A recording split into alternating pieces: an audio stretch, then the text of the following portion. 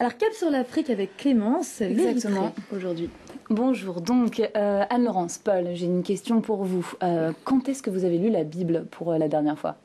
C'était en quelle année déjà? Non, rassurez-vous, en fait, c'est simplement pour vous parler d'un sondage. Donc, c'est un sondage qui a été publié par l'AFP, qui date de 2010. C'est un sondage Ipsos. Et on apprend qu'en France, 37% des Français ont une Bible. Et donc, sur ces 37% de Français, il y en a 3% qui lisent donc la Bible. Et je vais vous parler d'Hélène Béran. Hélène Béran, c'est donc une chanteuse de gospel. Et elle a lu la Bible 16 fois. 16 fois en 30 mois. Ah oui. Dans un container. Donc pourquoi ? Parce qu'effectivement, elle était emprisonnée en raison de sa foi. Il faut savoir qu'en Érythrée, il y a de nombreux containers en plein désert dans lesquels on enferme des hommes et des femmes, effectivement, parce qu'ils ont exprimé une opinion qui dérange.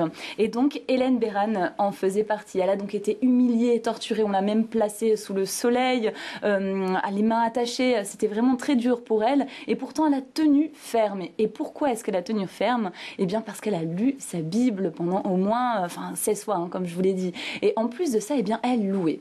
Alors, je vous propose de l'écouter.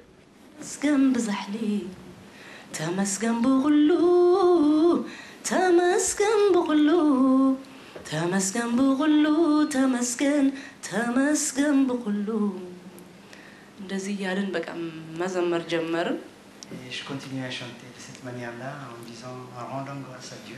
ልክ እንደዚህ ሲሆን መጥተው ጋርዶቹ ማለት ነው በር ከፍተው እኛን ማውጣት መደብደብ ጀመሩ።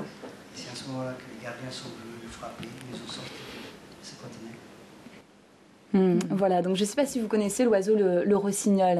C'est un tout petit oiseau et on ne peut pas l'arrêter de chanter. Eh bien, Hélène Béran, elle a sorti un livre qui s'appelle Le chant du rossignol. Parce qu'effectivement, on a essayé, on a demandé à Hélène Béran d'arrêter de chanter, de louer Dieu dans ces conteneurs. C'est les gardiens qui étaient vraiment méchants avec elle, puisqu'ils l'ont torturée. Mais elle n'a jamais arrêté de louer son Dieu malgré les difficultés. Donc, Le chant du rossignol d'Hélène Béran.